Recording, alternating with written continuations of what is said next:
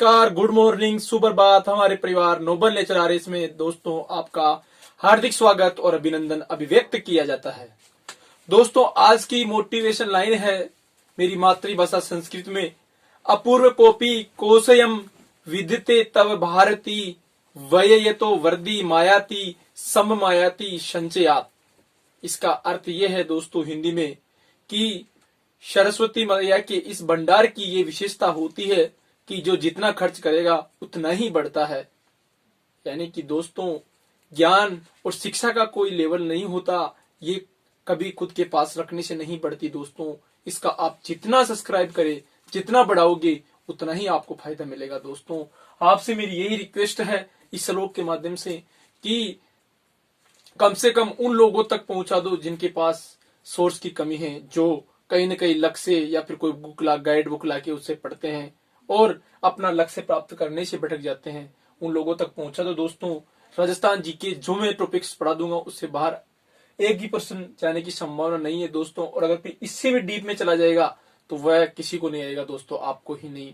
इस प्रकार आज का जो वीडियो है, कल मैंने जो राजस्थान के भौतिक प्रदेश स्टार्ट करे थे दोस्तों, उनको आगे बढ़ाने का प्रयास करूंगा दोस्तों। और भौतिक प्रदेशों के अंतर्गत में सबसे पहले अरावली लेकर आया हूं दोस्तों। आपको विदित होगा कि अरावली पर्वतमाला का जो उद्गम है वह कब हुआ था, कब इसका निर्माण हुआ था। तो ये परिकैम्ब्रियन महाकल्प के समय जो उत्तरी अमेरिका का एक अप्रेसियन पर्वत है, ये जब बन रहा था उस वक्त भारत में अरावली पर्वतमाला का निर्माण हुआ था दोस्तों। और अरावली पर्वतमाला एक प्राचीन अवशिष्ट पर्वतमाला है जो कि भारत के हिमालय और विंध्यन पर्वत के बीच में स्थित है दोस्तों। ऐसा प्रश्न भी पूछा गया है इतिहास में कि हिमालय और विंध्यन के बीच में स्थित अवशिष्ट पर्वतमाला का नाम बताओ, तो वह अरावली पर्वतमाला है दोस्तों। अरावली पर्वतमाला का जो आकार है वह एक तंदूरा के आकार का होता है दोस्तों, या तंदूरा या तानपुरा, जो कि एक तत्वाद्य यंत्र है दोस्तों।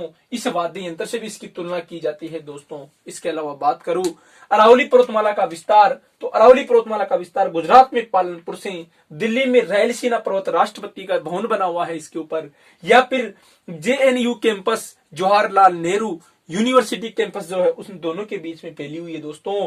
इसकी कुल लंबाई है 692 किलोमीटर और इसकी राजस्थान में लंबाई है 550 किलोमीटर दोस्तों, 550 किलोमीटर।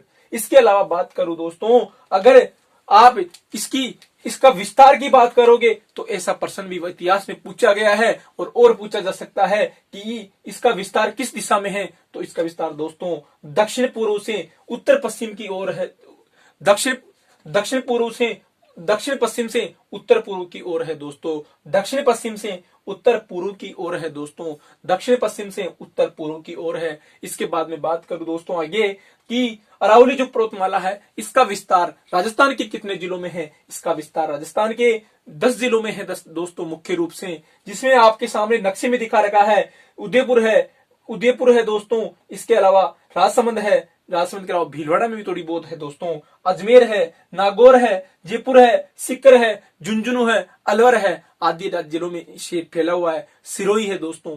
और इसकी सर्वाधिक राजस्थान में इसका विस्तार सबसे ज्यादा फैला हुआ है उदयपुर जिले में, और सबसे कम विस्तार इसका अजमेर जिले में है। सबसे संकीर्ण ये अजमेर जिले में दोस्तों। और इसकी सर्वाधिक ऊंचाई की बात करूं तो सर्वाधिक ऊंचाई इसकी सीकर जिले में है दोस्तों, सीकर जिले में इसकी सर्वाधिक ऊंचाई है। इसके अलावा ये 10 जिलों में फैली हुई है दोस्तों, और 3 जिले गौण रूप से फैली हुई है। कुल मिला के ये 17 जिलों में फैली हुई है दोस्तों राजस्थान के। इसके पश्चिम भाग की बात करूं तो इसके पश्चिम में दोस्तों 13 जिले हैं और पूर्व में 20 जिले हैं दोस्तों इसके अलावा बात करूं मैं अरावली की जो औसत ऊंचाई है वह 330 किलोमीटर है दोस्तों। अरावली की औसत ऊंचाई 930 किमी है दोस्तों, 930 किलोमीटर है दोस्तों, 930 किलोमीटर है इसकी औसत ऊंचाई की बात करें दोस्तों। इसके बाद में अगर मैं अरावली की बात करूं दोस्तों तो अरावली पर्वतमाला, जैसा कि आपको विदित होगा, मैंने पिछली जो ये अरावली पर्वतमाला है ये अरब सागर का जो मानसून है दोस्तों और हमारे जो मरुस्थल है उसको धोने के निर्माण में सहायक है दोस्तों। क्योंकि मरुस्थल का निर्माण अरावली पर्वतमाला जो दक्षिण पश्चिम से उत्तर पूर्व की ओर विस्तृत है, ये जब अरब सागर से मानसून उत्पन्न होता है तो दोस्तों जब अरब सागर का मानसून पूर्व की ओर यहां से इसके समानांतर होता हुआ इधर चला जाता है, कहीं भी बारिश नहीं होती। बाद में हिमालय से टकराता है और हिमालय से टकराकर मानसून HB दिल्ली, हरियाणा, पंजाब होता हुआ वापस से राजस्थान में आता है, जो दोस्तों कोटा 12 के आसपास से राजस्थान में एंट्री करता है। और उत्तरी पूर्वी राजस्थान में तो फिर भी बारिश होती है दोस्तों, लेकिन दक्षिण पूर्वी, लेकिन उत्तर पश्चिमी राजस्थान में बारिश बहुत कम होती है, जिससे हमारे मरुस्थल का निर्माण हुआ है दोस्तों। इसके अलावा इसकी विस्तृत चर्चा करूं तो इसकी कुछ पर्वत चोटियां हैं जो हमको याद रखनी जरूरी है दोस्तों। एक न एक चोटी अगर आपको पटवार, रीट और वन रक्षक वनपाल नहीं मिले तो बोल देना दोस्तों। इनकी सटीक हाइट भी पूछी जा सकती है, इनको क्रम में जमाना भी पूछा जा सकता है, और इनकी किस जिले में स्थिति ये भी पूछा जा सकता है दोस्तों। तो मैं बात करूं दोस्तों, सबसे पहले एक कोड बनाया है दोस्तों, वह कोड है गुरु से दिल लगाकर जरा आशा बनाए रखो, जरा आशा को बनाए रखो, तारागढ़ भेरू बाबा। एक कोई कहता है कि गुरु से दिल लगाकर जरा आशा को बनाए रखे, आशा को बनाए रखो, तारागढ़ भेरू बाबा। तारागढ़ इसे कहता है कि भेरू बाबा। इस प्रकार गुरु यानी गुरु शिखर सबसे ऊंची पर्वत चोटी है दोस्तों। और सबसे ऊंची पर्वत चोटी कहां पर है? ये सिरोही में है दोस्तों, और इसकी हाइट है 1722 किलोमीटर दोस्तों। उसके बाद में इसकी सेकंड नंबर पर जो चोटी है से यानी शेर है दोस्तों, और शेर की चोटी भी 1597 किलोमीटर है दोस्तों, सॉरी 1597 मीटर है दोस्तों, और ये सिरोही में है। इसके बाद में बात करूं दिल लगा करे यानी भीलवाड़ा, और भीलवाड़ा जो पर्वत चोटी है ये भी सिरोही में है दोस्तों, और इसकी ऊंचाई 1442 मीटर है दोस्तों। आपको बहुत सारे नोट्सों में इस पर्वत चोटी का बखान नहीं मिलेगा दोस्तों, बहुत सारी बुक्स में भी नहीं मिलेगा दोस्तों। मैंने खुद में जब एमए पढ़ रहा था उस वक्त मैंने पहली बार भीलवाड़ा पर्वत चोटी के बारे में सुना था, क्योंकि ऐसी नॉलेज कोचिंग्स वाले हमें गलत देते हैं। दिलवाड़ा की जगह वो डायरेक्ट जरगा कर देते हैं दोस्तों। गुरु से जरा आशा रखो ये याद करवा देते हैं, गुरु शिखर, शेर, जरगा याद करवाते देते हैं, लेकिन दिलवाड़ा तीसरे नंबर की पर्वत चोटी है राजस्थान की दोस्तों, जो कि सिरोही में है। 1442 मीटर उसकी हाइट है दोस्तों। जरा यानी जरगा पर्वत चोटी है दोस्तों, और जरगा जो पर्वत चोटी है वह उदयपुर की है दोस्तों, उदयपुर में है, और 1431 इसकी हाइट है दोस्तों। उसके बाद की बात करूं, जरा यानी जरगा हो गया, आशा यानी हो गया अचलगढ़, और अचलगढ़ जो पर्वत चोटी है दोस्तों ये सिरोही में है। यहाँ पर एक किला भी बनवाया था दोस्तों महाराणा कुंभा ने। इसके बाद की बात करूं को यानी कुंभलगढ़ है दोस्तों, कुंभलगढ़ वही कुंभलगढ़ पर्वत चोटी है जिस पर कुंभलगढ़ किला बनाया था महाराणा कुंभा ने, और जहां पर महाराणा प्रताप का जन्म हुआ था दोस्तों, यहाँ पर कटारगढ़ के अंदर ये राजसमंद में है। 1500 और इसकी हाइट है दोस्तों 1224 मीटर है दोस्तों, 1224 मीटर है। उसके बाद की बात करूं बनाए की कुछ नहीं है, रघु यानी रघुनाथगढ़ है दोस्तों, और रघुनाथगढ़ जो पर्वत चोटी है ये सीकर में है दोस्तों, और इसकी ऊंचाई है 1055 उसके बाद 1055 मीटर। उसके बाद की बात करूं खो का मतलब है दोस्तों खो पर्वत चोटी है, एक खो नामक पर्वत चोटी है जो कि जयपुर में है दोस्तों, और इसकी ऊंचाई है 920 मीटर है, इसकी ऊंचाई 920 मीटर है। तारागढ़ अजमेर में है दोस्तों, तारागढ़ अजमेर में है दोस्तों, और अजमेर में इसकी हाइट है दोस्तों 873 मीटर। इस पर रूटी रानी थी एक तारा नाम की, उसके नाम पर इसको बूंदी के राजा ने तारा के नाम पर इसका नाम तारागढ़ हो गया। पहले यहाँ पर रूटी रानी निवास करती थी। रूटी रानी वो जो कि महाराणा लूणकरण की पत्नी थी, और सॉरी महाराणा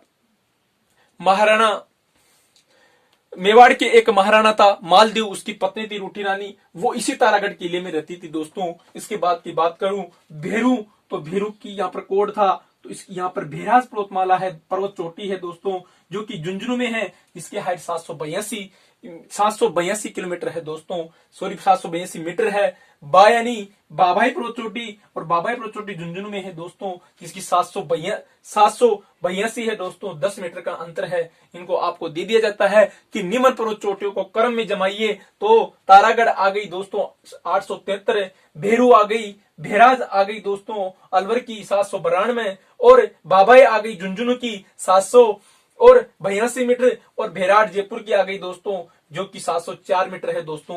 इन पर्वत चोटियों का क्रम पूछा जा सकता है दोस्तों। आजकल वह जमाना गया जब सीधा सा प्रश्न आता था कि राजस्थान की सबसे ऊंची पर्वत चोटी कौन सी है, अरावली की सबसे ऊंची पर्वत चोटी कौन सी है। अब जमाना आ गया दोस्तों, या तो आपको क्रम से जमवाएगा या आपको नीचे की चोटी दे देगा, कहीं से भी कोई चोटी दे देगा और उसमें क्रम पूछ लेगा दोस्तों, या जिला की अवस्थिति पूछ लेगा। पहले के जैसा ट्रेंड नहीं रहा दोस्तों। 2 साल पहले एग्जाम क्रैक करना अलग बात थी और आज का जो एग्जाम क्रैक है वो अलग सिस्टम हो गया दोस्तों। उसके बाद की बात करूं तो अरावली से उत्पन्न होने वाली कुछ नदियां हैं दोस्तों, जिनका कोड बनाया है मैंने, बेबना सासू को खालू, बेबना सासू को खालू।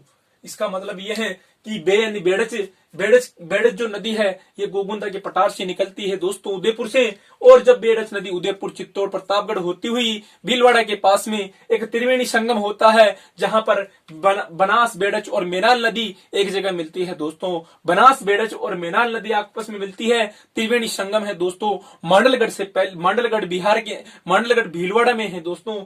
फिर यहां से ये बेड़च नदी बनास नदी में विलीन हो जाती है और बनास नदी के रूप में आगे चलती है। उसके बाद में बना यानी बनास नदी दोस्तों, खमनोर की पहाड़ियां, हल्दी घाटी का युद्ध जिन पहाड़ियों में हुआ था उन्हें खमनोर की पहाड़ियां कहा जाता है और ये राजसमंद में है दोस्तों। वन की आशा कहा जाता है इसको, राजस्थान की जीवन रेखा कहा जाता है दोस्तों।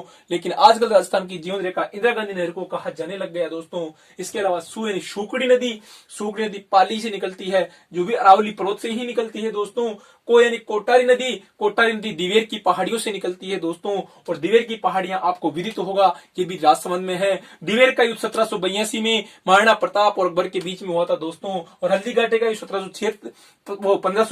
1582 में हुआ था, महाराणा प्रताप और अकबर के बीच में दिवेर का युद्ध। और 1576 में हुआ था दोस्तों, महाराणा प्रताप और अकबर के बीच में हल्दी घाटी का युद्ध। उसके बाद में खा यानी खारी नदी, और खारी नदी विजराल की पहाड़ियां किशनगढ़ अजमेर से निकलती है दोस्तों।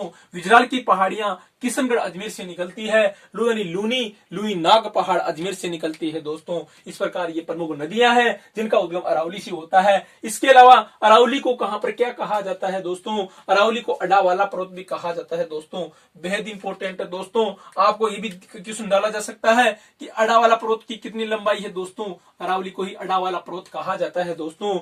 इसके अलावा अरावली सिरोही में जो अरावली होती है पर्वतमाला है उसको अर्बुद देवी पर्वतमाला कहा जाता है दोस्तों। अर्बुद देवी पर्वतमाला कहा जाता है सिरोही के अंतर्गत। और हरियाणा के अंतर्गत डोसी पर्वत कहा जाता है दोस्तों। इसको हरियाणा के अंदर इसको डोसी पर्वत कहा जाता है दोस्तों। हरियाणा में इसको डोसी पर्वत कहा जाता है। उसके बाद की बात करूं तो एक विष्णु पुराण है, आपको विदित होगा कि 18 अष्टादश पुराणेषु व्यासस्य वचन द्वयम्, 18 पुराण है जिनमें व्यास के वचन लिखे गए हैं दोस्तों। उन पुराणों के अंतर्गत एक विष्णु पुराण है दोस्तों। और विष्णु पुराण में इसको सुमेरु पर्वत, मेरु पर्वत या पारीपत्र पर्वत कहा जाता है दोस्तों। बेहद इंपॉर्टेंट क्वेश्चन है, आपको पूछा जा सकता है किस पुराण में अरावली पर्वत का उल्लेख किया गया है, तो विष्णु पुराण में किया गया है। और किस नाम से किया गया है, सुमेरु पर्वत, मेरु पर्वत या पारीपत्र पर्वत के नाम से। इसके बाद की बात करूं दोस्तों, अरावली की ढाल पर एक खेती होती है दोस्तों। जिस अरावली की ढाल पर एक खेती होती है स्थानांतरित खेती। स्थानांतरित खेती का मतलब होता है दोस्तों ऐसी कृषि जो वनों को काटकर, वनों को जलाकर और कुछ समय के लिए की जाती है। और जैसे उसकी उर्वरता समाप्त होती है, जैविक कृषि भी कर सकते हैं इसको, लेकिन इससे वनों का विनाश होता है दोस्तों। भारत के उत्तर पूर्वी भागों में भी की जाती है, स्पेशल असम राज्य में की जाती है। असम में इसको क्या कहा जाता है दोस्तों, जुमिंग खेती कहा जाता है, जिसमें एक बार पेड़ों को जला करके उसकी राख से, उसका उपजाऊपन के साथ उसमें खेती की जाती है। और कुछ समय बाद फिर दूसरे स्थान पर चले जाते हैं और यह आदिवासी द्वारा की जाती है दोस्तों। यहाँ पर मैंने आदिवासी कुछ जनजातियां और किस जिले में इसको क्या कहा जाता है राजस्थान में, बेहद इंपॉर्टेंट है दोस्तों ये सारणी, इसको छाप लेना अपनी कॉपी में। चीमाता एक स्थानांतरित कृषि का प्रकार है जो भील जनजाति के द्वारा किया जाता है। और ये कहां किया जाता है दोस्तों, उदयपुर में किया जाता है भील जनजाति के द्वारा चीमाता कृषि, जो कि एक स्थानांतरित कृषि का प्रकार है। उसके बाद में सिरोही में कौन सी जनजाति निवास करती है दोस्तों, सिरोही में आपकी ग्रासीय जनजाति निवास करती है। और ग्रासीय जनजाति द्वारा सिरोही में जो खेती की जाती है उसको वालरा कहा जाता है दोस्तों, वादरा कहा जाता है। वादरा मैदानी भाग में होती है, चीमाता पर्वतीय ढालों पे होती है। इसके अलावा दक्षिण अरावली के अंतर्गत दाजिया कृषि की जाती है दोस्तों, दाजिया कृषि की जाती है। और दाजिया कृषि करने वाली जनजाति है डामोर। और डामोर जनजाति सर्वाधिक डूंगरपुर में मिलती है दोस्तों। डूंगरपुर और बांसवाड़ा में दाजिया कृषि की जाती है। उसकी बात की बात करूं दक्षिण पूर्वी अरावली, तो दक्षिण पूर्वी अरावली का जो क्षेत्र है वहां पर बन्ना कहा जाता है, इस कृषि को बन्ना कहा जाता है दोस्तों, इस कृषि को। और जो बन्ना कृषि है जो बन्ना कृषि है ये शहरी जनजाति के द्वारा की जाती है दोस्तों। और शहरी जनजाति आपको विदित होगा राजस्थान की एकमात्र जनजाति है जिसको राष्ट्रीय स्तर पर दर्जा दिया गया है। राजस्थान में एकमात्र जनजाति जो जिसके लिए अलग से सीटें निर्धारित की जाती है। आपको विदित होगा कि रीट एग्जाम में भी शहरियों के लिए 30% का क्राइटेरिया, जो सबसे कम क्राइटेरिया है, रखा गया है, जिसकी 30% शहरी जनजाति से जो बंदा आएगा उसको रीट परीक्षा पास मान ली जाएगी दोस्तों। और सभी को 60 और 55 का रेशियो रखा गया था। इसके बाद की बात करूं तो शहरी जनजाति जो 12 में निवास करती है, 12 की शाहबाद और किशनगंज तहसील में, वहां पर इसको बन्ना कहा जाता है स्थानांतरित कृषि को दोस्तों। उसके बाद की बात करूं तो यहाँ की जलवायु कैसी है आपको विदित होगा दोस्तों। अरावली पर्वतमाला के पूर्वी ढालों पर काफी बारिश होती है दोस्तों, जबकि पश्चिम ढालों पर बारिश नहीं होती है। और जो पूर्वी ढालों पर बारिश होती है दोस्तों, उस बारिश के कारण यहाँ की जलवायु उप आर्द्र प्रकार की होती है दोस्तों। एक आर्द्र होती है, एक अति आर्द्र होती है, एक उपाद्र होती है दोस्तों। अगर मैं अरावली की बात करूं तो यहां पर जब ये स्टार्टिंग है, इसका दक्षिण पश्चिम भाग है, यहां पर इसकी आर्द्र जलवायु मिलेगी दोस्तों। सिरोही उदयपुर में आर्द्र जलवायु मिलेगी, सिरोही उदयपुर और बांसवाड़ा में, क्योंकि वहां पर खूब बारिश होती है दोस्तों, इसलिए वहां पर आर्द्र जलवायु मिलेगी। उससे पहले की बात करूं तो बांसवाड़ा के बाद में जो भीलवाड़ा और राजसमंद और जो अजमेर बेल्ट आती है, यहाँ पे उप आर्द्र जलवायु मिलेगी आपको दोस्तों। और अजमेर बेल्ट के बाद में जयपुर, अलवर और झुंझुनू जो बेल्ट है, वहां पर आप पहुंचोगे तो आपको सिर्फ आर्द्र जलवायु मिलेगी दोस्तों। आर्द्र, उपाद्र और अति आर्द्र तीनों प्रकार की जलवायु का सम्मिश्रण मिलेगा आपको अरावली के आसपास दोस्तों। इसके बाद में बात करूं अरावली की तो अरावली में आपको मैंने एक मैप में भी बता दिया है दोस्तों। और अरावली में इसके अलावा अरावली की सबसे ऊंची चोटी है वो मैंने आपको बताई दी दोस्तों, गुरु शिखर है। और सबसे अरावली का औसत 930 किलोमीटर ऊंचाई है दोस्तों अरावली की। इसके अलावा अरावली के बारे में दोस्तों आपको और भी कुछ दर्रे वगैरह बताने हैं, वो मैं अगले वीडियो में लेकर आऊंगा दोस्तों। इस वीडियो को देखना और आने वाले वीडियो के लिए आप कमेंट बॉक्स में कमेंट करना दोस्तों। लाइक, सब्सक्राइब और अन्य जरूरतमंद साथियों तक पहुंचाना आपका फर्ज है दोस्तों। कम से कम उन लोगों तक जिन लोगों को ये लगता है कि उनको वास्तव में अपना सिलेक्शन चाहिए और उनको सटीक मैटर चाहिए। बाकी जो दोस्तों लाइक या डिसलाइक करना हमारा खुद का फर्ज है, लेकिन करो जरूर दोस्तों, ताकि मुझे पता तो चले कि मैं कहाँ कमी दिखा रहा हूँ। बीवी जय हिंद, जय भारत।